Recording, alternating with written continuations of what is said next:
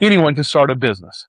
But there's a huge difference between starting a business and building a business that people trust, one that competes with national brands and still reflects the values as it grows. Today's conversation is about that, exactly that. We'll talk about entrepreneurship, about building a business, about leadership, faith, culture, and what it takes to build a business that serves both its customers, its employees, and the communities that it serves in.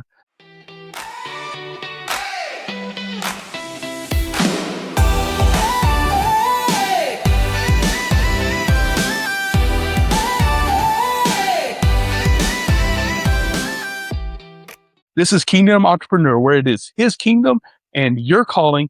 And I want to welcome our guest today, Scott Hicks. Scott, thanks for joining us on Kingdom Entrepreneur. And if you would, just start and share a little bit about who you are and what brought you to this point in your life, both professionally, but more importantly, spiritually. Yeah. So my name is Scott Hicks. I am from the little town of Lasbuddy, Texas. I have an agriculture background. I've been farming my whole life. I still farm, not to the scale that I used to. God brought my family and I to Lubbock in 2009 with an opportunity to get into the car wash business. And so I scaled back over the next few years. I scaled back my farming operation and got into the car wash business.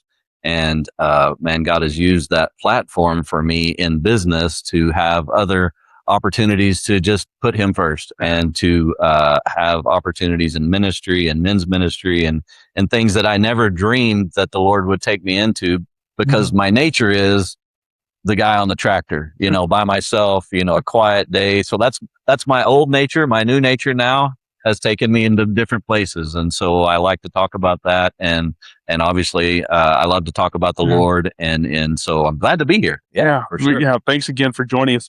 We'll just start this way. What's one thing that you believe is a major difference between a kingdom entrepreneur, a kingdom run business with those values, between it and what we might call a typical business ownership and leadership? Right.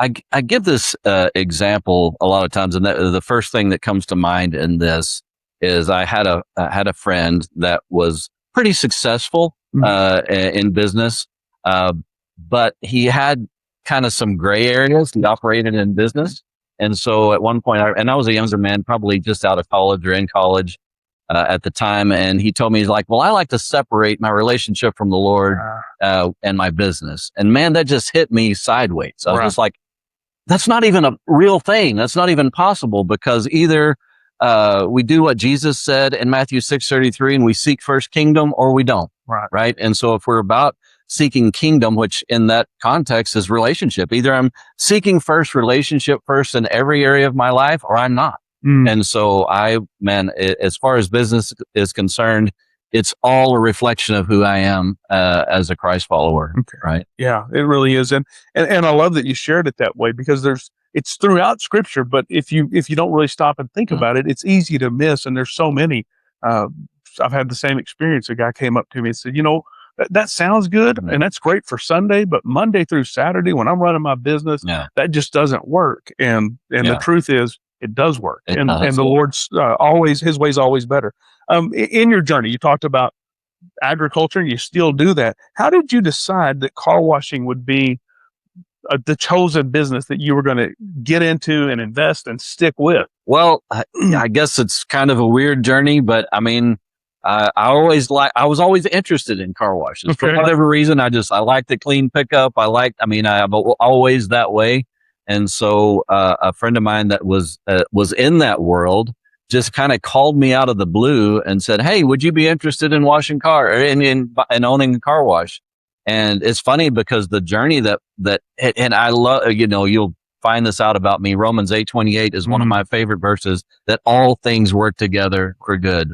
And there's two qualifiers in there for those that love God and are finding and active in His purpose in their life. It's important to get those. Yeah, to get those qualifiers. But anyway, and so this was 2009, I believe, and I was farming with my hair on fire, Ray. I mean, I was, I'd always, my dad died when I was young, and I'd been farming since a very, very young age. And so I just loved it, and I still love it, but in a different way. But I was running hard, and man, we had a 2009, I believe, had one of the worst hailstorms that I had ever experienced in my farming career. And I was spread out over 3 counties, and it hit nearly all of them. And that's unusual, That's why I'm in different places. Yeah, exactly. Yeah. And so I remember going up in my office, and I was blessed to have a nice office that overlooked my farm. And I just talked to the Lord. I was like, Lord, you wanted me to do something different. This didn't have to be the way. You didn't have to zero it out. But through that journey, and then that phone call came, it was just on my heart. I need to look at more, not just be focused on one thing. And also for the benefit of my family and the things that, moving from a small community to more opportunities for them had. And so through that journey, that's how God brought us to Lubbock, and we started Race Your Car Wash back in the day, and we were able to do that. God blessed in big ways. It was such a fun journey.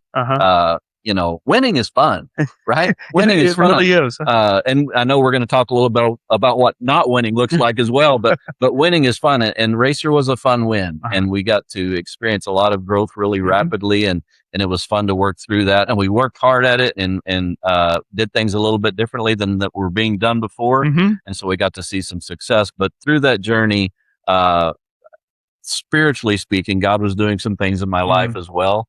And that's the reason I always reference that Romans 8:28, because God didn't bring the hailstorm to beat the heck out of me to send me to Lubbock. It was just the journey that he had me on for me to see his goodness in all things. Okay. Does that make sense? It does. Yeah, it really does. So, and you talked about a little bit, it feels like sometimes, and I think there are some times where it almost is you have to zero out to take the step that maybe go, this might be a good idea. I'm not sure. Yeah. And so even in your decision making process, what are some of the things that are really important for you in choosing a career field or choosing to add another location or to sell? And what are some of the criteria you use to make those decisions? You talked about getting up there and praying. I know that's important.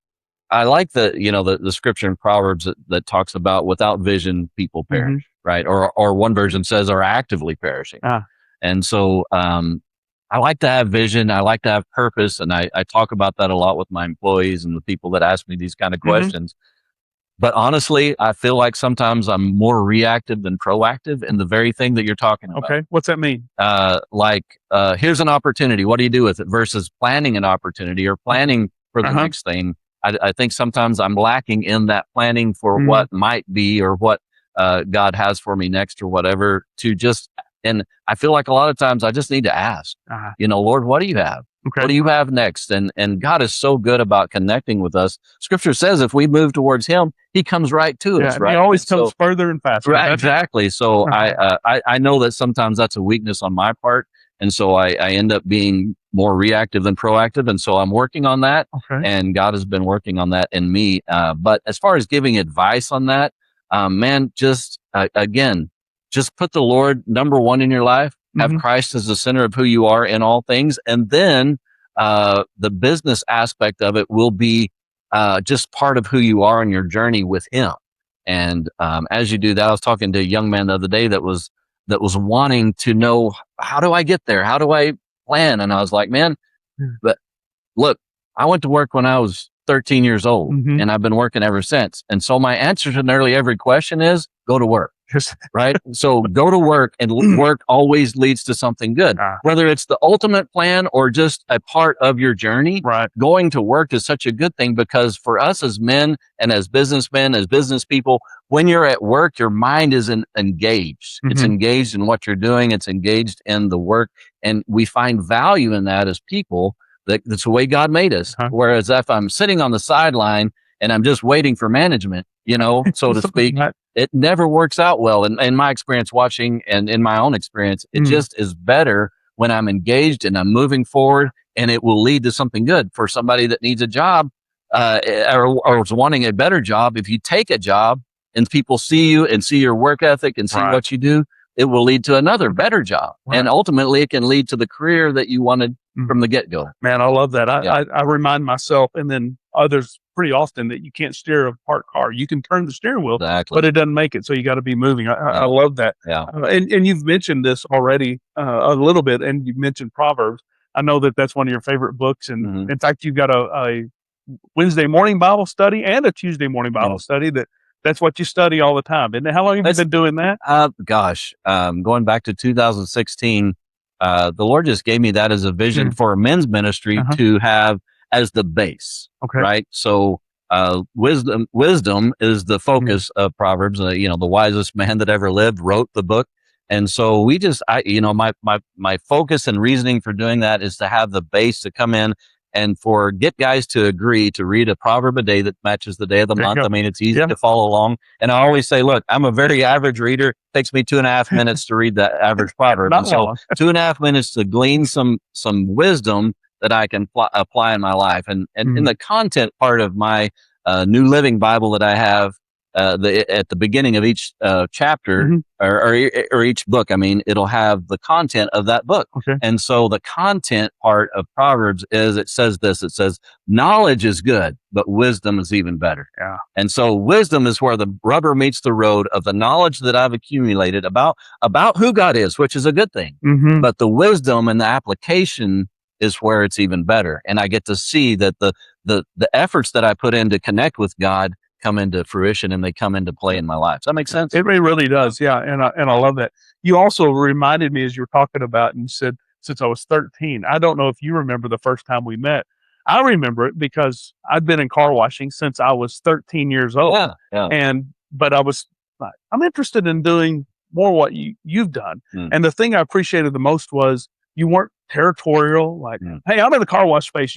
You stay out. You were really open-handed, answering any question. And I remember saying to you, Scott, I don't even know what the questions I should ask are. So what should I be asking? Right. And you really did that open-handed. And I appreciated that, to say that you said, hey, it's not mine. I'm doing this, but there's room here. And that abundance mindset. What are some of the most important lessons that you've learned as a business owner operator? Not everything is going to work. Right.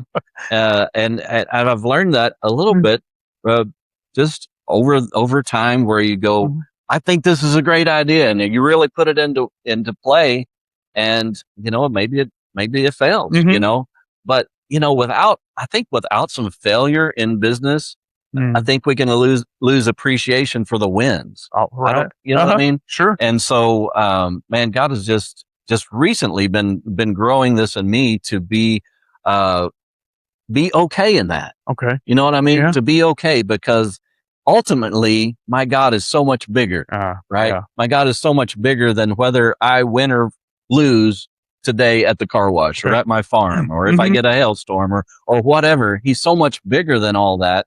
And so I get to see his goodness in all things. Okay. And most everything, if you look at certainly our walk with the Lord and the journey that he has us on, most everything is relational.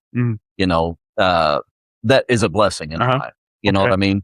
And so, I love to look at this attribute of God. It's one of my favorite attributes, and that is God, the great connector. And whether I made that up or whatever, I just love to think of God as the great connector. So just like we connected those years ago and we talked, it's a connection. And it's a connection that can last, because as believers, we can connect, but also as businessmen, we can connect. And so if we are open-handed in those relationships, and you just say, I'm blessed to be a blessing, why would I not share? Right. Right. And so then you get to see what more blessed looks like. Okay. Right. Because scripture is clear on this. It is more blessed to give than to receive. And so when God's got something coming into my life, and I've got that abundance attitude in my life, I want to share. Right. I want to have something to give. But the important part of that lesson is to make sure that you have something coming in. If I want to have $20 to give you, I better make 40 so I have something to give my wife tonight when I get home, right? Yeah, that's important. I mean, on and on it goes. But spiritually speaking, it's the same way. Or even in business, I need to learn the things about business so that I can share them. And so then I can see what more blessed looks like in my business journey, and my spiritual journey, and in my physical, needing money journey. Right? I get to see what more blessed looks like. You know what I mean? Yeah, I love that. And it is a distinctly kingdom mindset, right? Because otherwise, boy, you hold it tight, and I don't want to share because then you may have an advantage. So I love it. It's one of those big differences. You talked there the very first thing you said was things don't always work out. They Right. don't always go according to plan. What are 2 or 3 of the really big, important lessons that you learned from, and a struggle with failure because failure's this moment. It didn't work out well, Right. but if you learned something and went forward, so whatever you would label it, 2 or 3 of the big lessons that, man, it didn't work out, but it changed the way you think, Yeah. the way you lead, the way you operate your business. Well, I'm gonna reference back to the scripture I already referenced before. And that's Romans 8:28. So that all things are working out for good for those that love God and are called according to His purpose, even the bad, even I always say the good, the bad, and the ugly. Right? Yeah. It's like Clint Eastwood. But I mean, so even the things that you think, how in the world, God, can you work this out? I've learned over time and just experience to just keep trusting. Yeah. Keep trusting that the Lord will work it out, even if I've made a mistake in there. My dad was one. I mean, I lost my dad at a young age, but he taught me this well at a young age. Trust the Lord. Trust the Lord in all things, and He will be your guide. Yeah. And Proverbs 3:5 and 6 says, "Trust the Lord with all your heart and lean not on your own understanding." But the next verse is so important. Right? It says, "Acknowledge Him In all your ways. all your ways." Yeah. And then the direction and the clarity comes in your path, right? And so even through the mistakes that we make, even though, you can make missteps along the way, just recognize it. John Strapazon, he was a guy that did discipleship training a long time ago, but he said it like this. He said, if you mess up, fess up, get up and move on. I like it. Good It really is. mess up, fess up, get up and move on. And it works in business as well. Yeah. Own your mistakes. Own where I screwed up. I shouldn't have done it this way, but I did. And now I recognize it.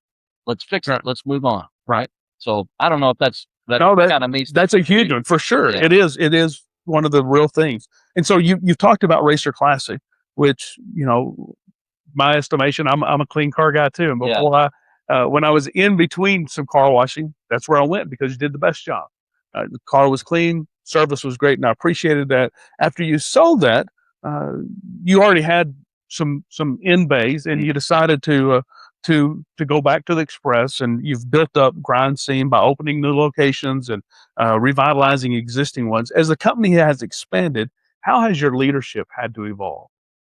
You mean for me personally, or to the company itself?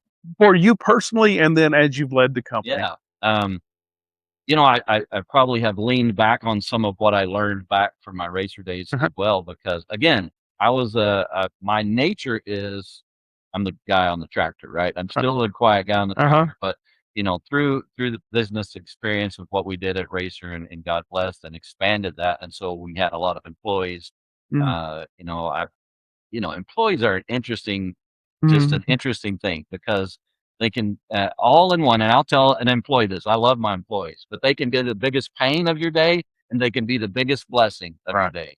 But I love how that God connection that He brings into your life is a relationship, And so I don't value any one person over another. And God's just allowed me, and I'm not patting myself on the back. I've just seen the benefit of it. Right. The benefit of just connecting with people right where they're at, and then having that as a relationship, and then go back to the question. What was the original question? What are some of the lessons, especially leadership lessons, that you've learned taking another go at Express Car Wash? Yeah. So having more employees, which is the reason that I sold, was to get away from all of that. I had been through an audit that was just painful when I had Racer, and I was just like, I want to kind of back away from this. But that wasn't what God had for me. What's the next thing, Right. And so, I was doing the small town car washes where I might have one employee, per town, or two maybe. And then, then we had an opportunity in Levelland, and we built that wash up. And then, like you said, through the whole kind of Tape 5 debacle that came to Lubbock, I ended up with 2 washes back here in Lubbock. And so we've got more employees. And I just decided in my heart to look at it as opportunity. If we look at each day, each relationship as opportunity in our life, God will bless. Right. And whether those businesses last or don't last, or if they fail or if they don't fail, if I look at the opportunity for the relationships as a win, I'm winning. Right. I'm winning. And if I'm doing it right. because I don't want it to be about all things being about Scott winning. I want it to be about kingdom building. Right. Right. And if I'm building kingdom and I'm seeking kingdom first in my life, I'm going to be about those relationships and what the opportunity of the day is. And man, how can you go wrong in that? Right. It invigorates us Right. to move forward. And you talked about Proverbs, and I love the heading on Proverbs 2. It says the benefits of wisdom. Yeah.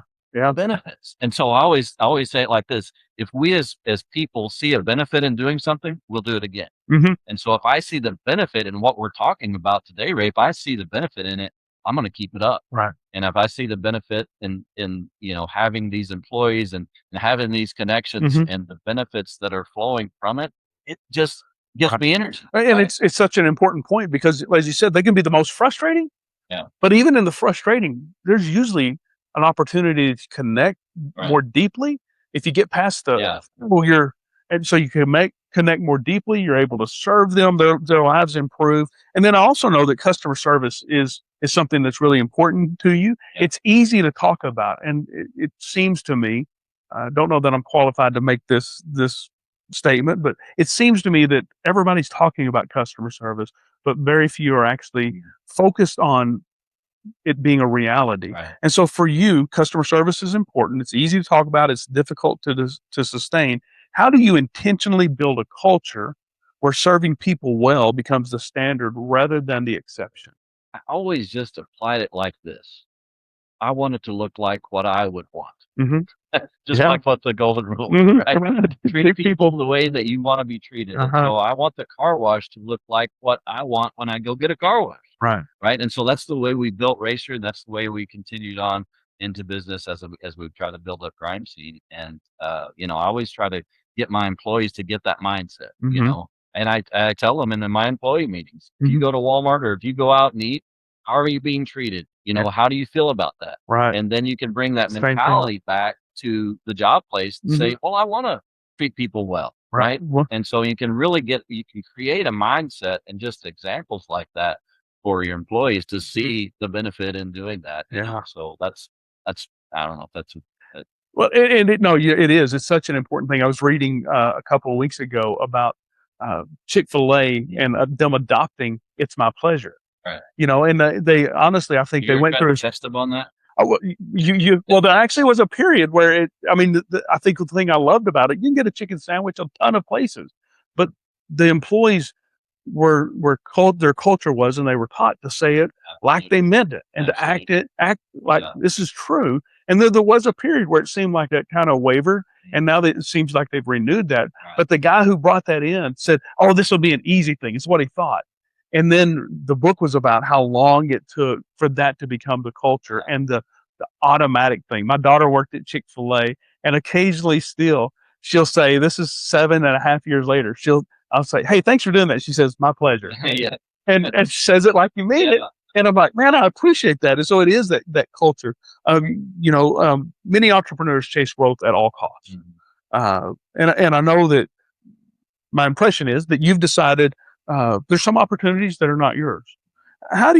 What's their criteria for deciding when an opportunity is worth pursuing and when it's one to walk away from? Prayer, for sure. If you lead all things with prayer, and I'm pretty simple minded on kind of a red light, green light mentality. Okay. And God open doors where they need to be open, and slam them shut where they, because I know me. Okay. And my attitude is go, right? And so when you've got that kind of bull mentality of just, we'll make it work. Right. I need some checks in my spirit, so to speak, and I need the Lord to make the doors that need to be closed. I need to latch on those too. Okay. Right. Yeah. I appreciate that you said slammed it, because what I heard was, Ray, you keep pushing. If it's not slammed shut emphatically, you'd make that happen. But God knows that about me. He knows our nature. Sure. And so but if you realize and know your nature as well, then you can ask the Lord to help you with that, because man, I have such a go mentality. My wife is like, so you're going to do that on the way to this? How are you going to, I mean, on and on it goes.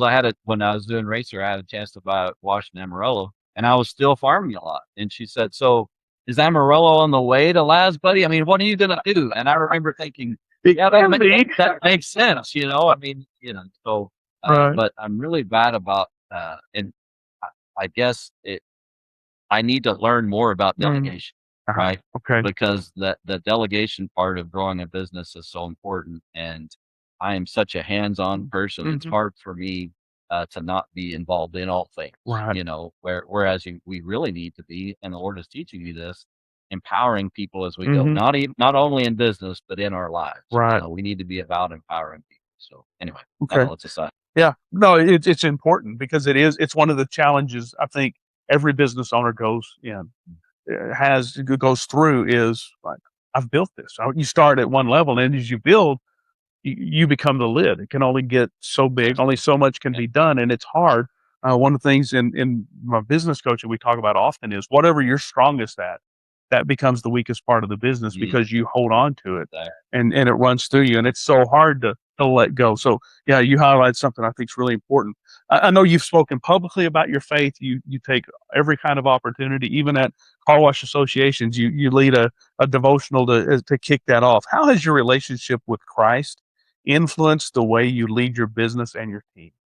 And it's everything, Hmm. right? It is everything. So I just want to glorify him in all ways. I was talking to the Lord on the way over here to do this, and Mhm. I just my favorite scripture as I go into anything is, Lord, may the words of my mouth and the Yeah. meditations of my heart be pleasing to you, my Yeah. rock and my redeemer, right? Yeah. And so if I can do that in all things, then that's success. Yeah. I often ask guys to define what success looks like.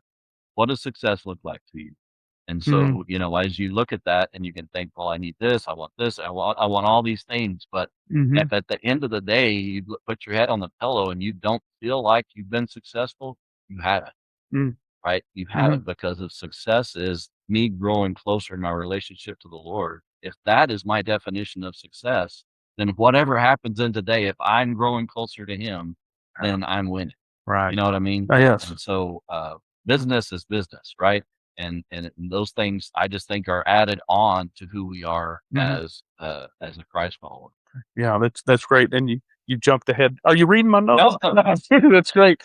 As you've expanded into new communities and you operate washes in a lot of different places, how do you ensure that you don't just build location, but you really do build trust and relationships? Yeah, I mean, you have to get out there and talk to people, right? And you Mhm. have to let people know. I just am a firm believer in letting people know my values. Uh, You know, uh-huh. um, I always and I even tell my employees this. I'm like, look, we are a Christian company, Mhm. but I'm not gonna force feed you everything that I believe about who I Right. am as a Christian. But I'm gonna exemplify this in the way that we act, my expectation of how you treat people. All those things are Mhm. going to be shown. Right. And so I don't I wouldn't I wouldn't think that I could force every one of my employees, Yeah. you're going to be a Christian first before you're Right. employed. That's not part of the journey, right? Right. But the deal is to exemplify it and to make those connections. And even in those smaller towns where we have Mhm. just make connections. We try to go to the schools. I try to give washes to the police so that they know who we are, and Mhm. just one thing after another, just to connect to those communities so Mhm. that we're known by who we are in Christ more than Right. anything else.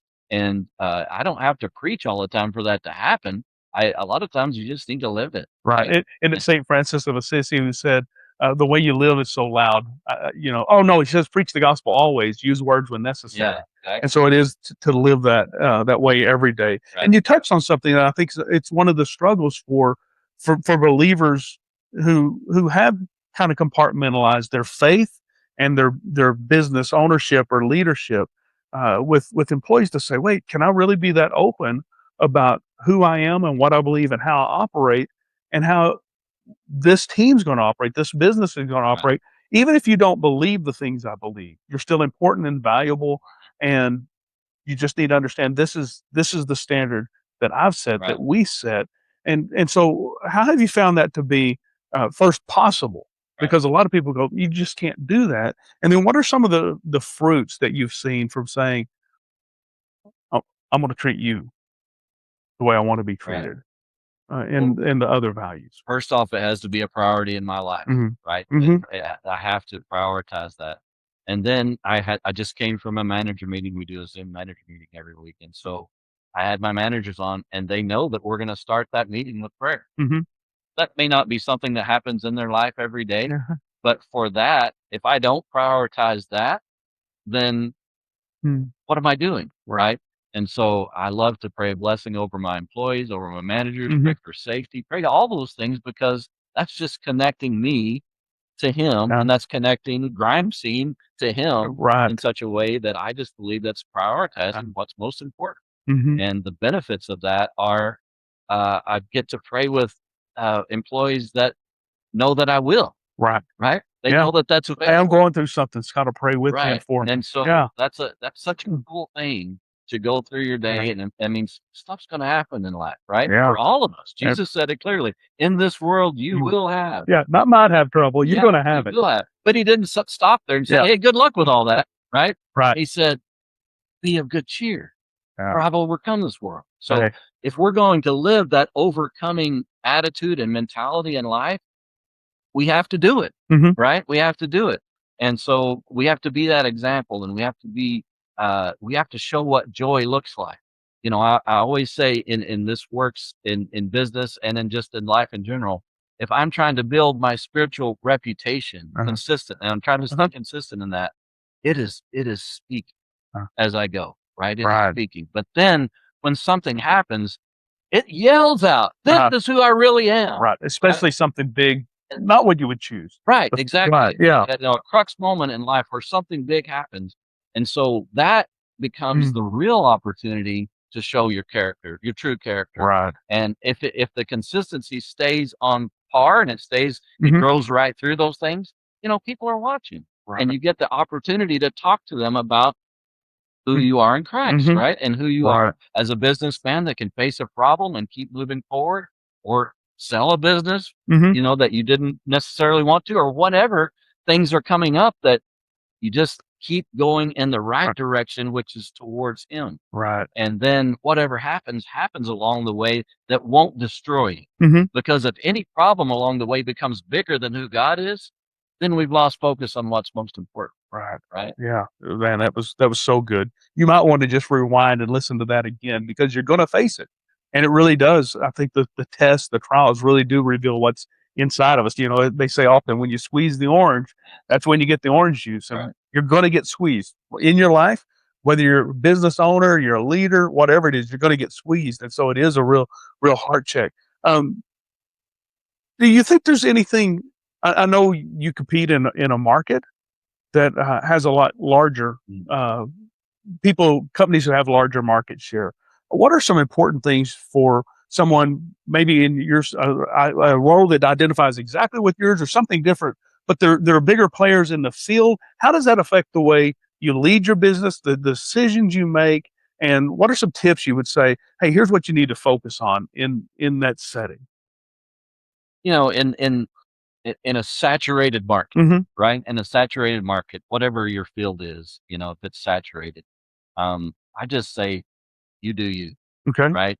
And so if you're doing the best that you can do in all things, you know, in the service industry, we always look at customer service. It's true. And we look at for opportunity, right? So how do we bring in the customer, and then how do we get that first impression to be good, right? And so you can't, I mean, you wash cars, the other car wash companies wash cars locally. We're doing the same thing. Right. What can set you apart? Relationship, Mm-hmm. how you present yourself, Yeah. how a smile, a wave. I mean, whatever it is, a That talent. extra step. I mean, whatever, right? And so let's just, I mean, we're all doing the same function. But you know, I mean, I've become quite the chemist, right? So I like the chemistry of car washing. I like what shine you can put on a car, and I know you're interested in that as well. And I'll go through the same thing. But I think there's some secret sauce in that we could all do a little bit differently. But at the end of the day, the average consumer is just getting a car wash, right? Yeah, we literally just did the same thing. We changed every chemical we use in ours. because we found something, a combination that works better. The car's cleaner, it's shinier, Go, right? and so that's it. And Yeah. it is that So, but yeah, I love Yeah. that about what you're saying because you're seeking for something better. right improvement. Right. Right. So, and I think in any industry, in business, you Mhm. can say, well, we can do this cheaper. Mm-hmm. That's And so then you're, I mean, to me, you're going the wrong the direction. race to the bottom. But even if you're looking at, well, we can make more money, we can do this better. I don't Yeah. think you're doing it better. You're Yeah. doing it cheaper. Right. And ultimately that's going to show up. Yeah. Right? You're not But if serving. you're looking for Right. ways to do things better, I think it will show up in the end. Right. I agree. All right. We're going to do some lightning round. You ready? Oh, maybe. I don't know. Oh, you're ready. I know you are. What's one leadership book you believe every entrepreneur should read besides Proverbs? This one had meaning for me, and I'm sorry I don't remember the author, but it's called Anointed for Business. Mm. So anyway, Okay. What was your biggest takeaway, or some of them? Why do you love that book? God had special meaning for that book for me because I thought that for me to be a success in my life, I needed to be in ministry. And Okay. I wasn't called to be in ministry. Uh-huh. We're all called to a ministry in Right. life. But at that moment, I was walking through an airport and I was struggling with that question. And there was that book, Mhm. Anointed for Business. And I mean, the Lord just reminded me of who he made me to be. Yeah. I was made to be in business. Yeah. I think it's And- one of the, oh, go ahead. I'm sorry. No. I think it's one of the biggest mindset shifts or challenges is because we've been conditioned to think ministry is what takes place inside a church building. You got to be working Yeah. directly for a church, and the word means serving. Right. And then it's like there literally is ministry in the marketplace. If you are a believer in Jesus and you're not engaged in ministry, there's a huge disconnect. Right. And so even I love your great example of you're a businessman and you use the business to minister to your employees, to your customers, to the communities, but also you take the opportunities God's given you. Like, how does a guy end up with, and I know of 2 Bible studies, Tuesday and Wednesday morning, there may be more than that. And then, Southwest Car Wash Association, who gets that opportunity, that platform? And so it looks a little bit different than what you might consider ministry. But then also it's one of the things this is what I've done all my life. Mhm. There's been different settings. Now I do it because it's just who I am. It's Yeah. what I believe. I've tried it both ways, Right. not because a church is paying me to say these things. So I think that is great. The book again is Anointed for Business. Mhm. All right, I'm gonna get it on my reading list. Best business advice you've ever received. Assume positive intent from those people that you're working with. Wow. I had a friend of mine that was an admiral in the Navy. I helped with the Hmm. church in Washington, D.C., and he was the acting head of the whole Navy. And we got to go out dinner at his place on Wow. the Navy Yard. And I was just soaking out. You get around people that just ooze wisdom. Mm-hmm. And this guy oozed wisdom. But he said those words to me he said, any team that is working, assume positive intent on your team. So if you have something to say in a meeting, I need to assume that you're for me. I Right. need to assume that you're for the business moving Wow. forward. Such a I mean, game changer. It'll play out, right? Right. If you end up being a foe, you'll end up being a foe. But if I start assuming positive intent, Mhm. then man, you can really build a team. Oh, Probably wow. best advice ever. That's great. A morning routine you refuse to skip. Just moments with the Lord. Mm, I okay. mean, I'm an early riser, whether I want to be or not. I am. Welcome to being a farmer, right? I mean, I get up around 5 every morning, and Hmm. my kids bought me this little massage thing that I put my feet in, and I talk to the Lord. And That's so good. that's probably the sweetest time. I was talking to the Lord this morning, and Mm. just I like to read that proverb that I talked about, and I can't tell you how many times I've read Proverbs, but it never ceases to amaze me. I'm like, where was that one? Where did that one come from? So I just Yeah. love how God reveals Himself in those moments if you just listen and you take the Yeah. time to do. I love the same habit my mom taught me, probably 9 or 10 years old, to do the same thing. Yeah. Every day, most months have 31 days. Just so happens to be 31 Proverbs. Read one a day. And there was a time when I was surprised. Something I read that morning, I needed later, and now it's just a full expectation that Yeah. He's going to give me something I need. I'll just speak on this one. So in Proverbs 1, we just went through this last week in Bible study. And I've been going, I just like to look at it through different translations, Okay. sometimes Right. different versions. And there's a modern translation called the Passion Translation. Okay. And anyway, so I've been reading Proverbs in the Passion Translation. And in Proverbs 1, in the first verse, it talks about how wisdom will lead us and empower us to reign in life. And I love the wording in that Mhm. for us as believers, because we've been called to be the head, not Right. the tail. Yeah. And so if you feel like you're getting the tail end of everything all the time, Mm. maybe we're not ruling and we're not being empowered Right. by what God Or has living for that us wisdom. and Yeah. living in that. Yeah. It's the very first thing he says. Let us make man in our own image and let him rule over. And it's one of the things that, at least for my life, a long time I missed. Yeah. It's like, wait, I'm supposed to. Right. And even I'm sure you do too. It's even like, how is this land that my car wash sits on? How am I reclaiming that land for the kingdom? That's good. And so, what's one word for you that describes great leadership? Integrity. Mhm. I What's that think mean to you? I think it gets overplayed sometimes, but integrity, the definition of it, people will say, well, that's what you do in private. Uh-huh. Integrity to me, in business and in life, is who I am Mm. at my core. Right. And at my core, if I have Christ as the center of who I am, integrity will just come out. Mhm. And so I am that consistency that is built on being a man of integrity will lead to the Mhm. very opportunities that we've been talking about today. And that is to have conversations about who I am in Christ. Mhm. And so if that is who we are, that is who we are. Right. Right. Because my second favorite word would be consistency, Okay. because that consistency is what leads to those opportunities. Good. Thank you. What's one habit that's made you a better leader? Listen, Mm. you know, It's such a hard one, isn't it? it is. It's hard to learn. You find those people that are ready to talk versus listen. Mm. And I've been that guy at times in my life. And man, the Mhm. Lord has really helped me to Mm. just slow down. And I've got, I probably had ADD before they knew what it was, back in the day. And so my mind will wander Uh, pretty easily. So I uh-huh. have to be very intentional about it. And my family would probably say, you're saying you're good at this. I'm not saying I'm good at it. I'm saying I'm working. But Yeah.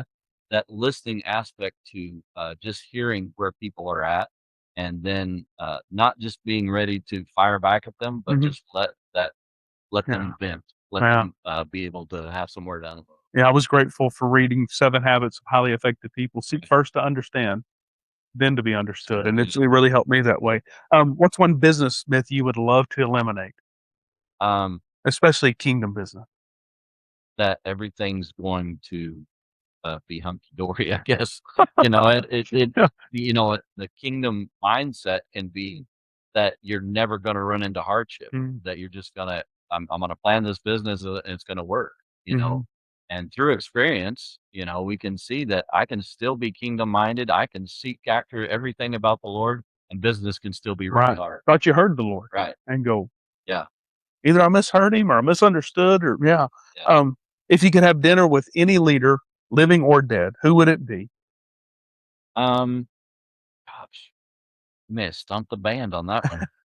I'm trying to think. I love the Gipper, so I'd probably say Ronald Reagan. Okay. I Oh, okay. love a lot of things about his leadership Mhm. style and his humor, so I would Yeah. probably say Ronald Reagan. All right. Even though Billy Graham would be right there, because I love Billy Graham. I listen to that stuff all the time. So Uh, one of those two okay. characters. If it's Ronald Reagan, what's the first question you ask?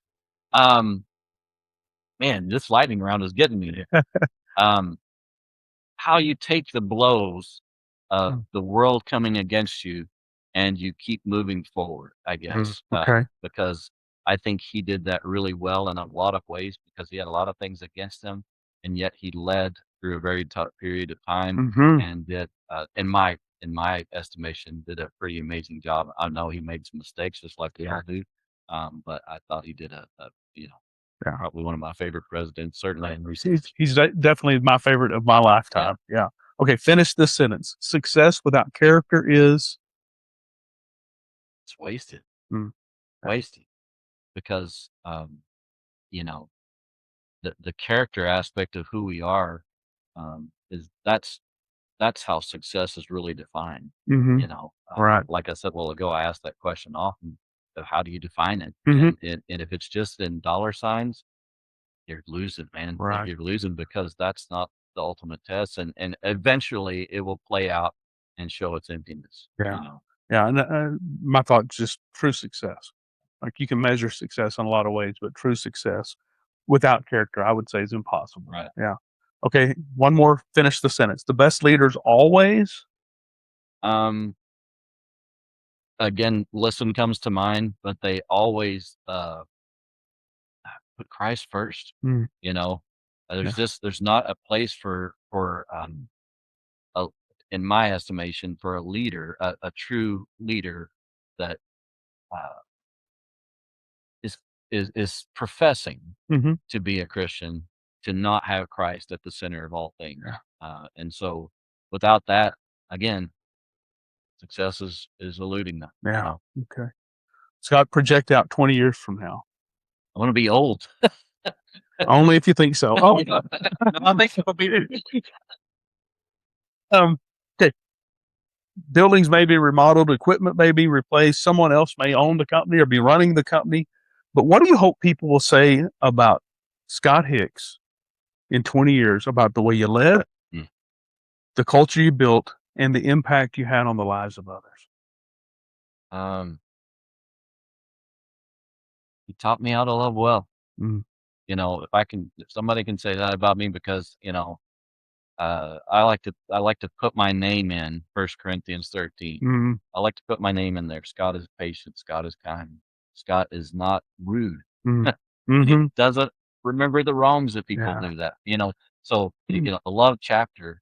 You know, if I can be mhm, known as a person that loved well mhm. and that lived that out, then to me, and I put Christ first in all things, that's winning, man. Hey, That's that's winning. great. Yeah. You said you like to. It makes me uncomfortable when I do it because I have to pause and go, Yeah. yeah, there's so Well, I often like to that's do it not to true. remind myself. Oh my God. It was my screen background on my phone for a long time. Yeah. It's just that reminder of like, hey, this is who you're called to be. Right. And this is what that looks like. Right. All right. Hey, Scott, thanks so much. This has been fantastic. You've shared some really good things. If someone wanted to get hold of you, what's the best way to do that? Scott at gosh, you gotta be Bill there. Scott at grimesandwash.com. I'm moving way back a way there. It's like you've said that more than once. Yes. Anything I can do, I'll Yeah. be glad to help in any way. That's awesome. I appreciate you so much. And thank you for joining us today on Kingdom Entrepreneur. This episode is brought to you by successgpscoaching.com. If you're really ready to take a new step in your life, you may find this to be a great tool to do that. I want to remind you of this thing as we close, that it's more than building a business, that as a person who believes in Jesus, it's a kingdom business. It is his calling. As Scott's reminded us, you're anointed for business. God's chosen you and he's given you an opportunity. It remains his business. The people you get to work with are his people to serve. The people you get to serve, the community, whatever kind of business it is, that's a holy assignment and that is ministry for you. And so make the most of the opportunities that the Lord gives you today. Thanks for joining us and have a kingdom day.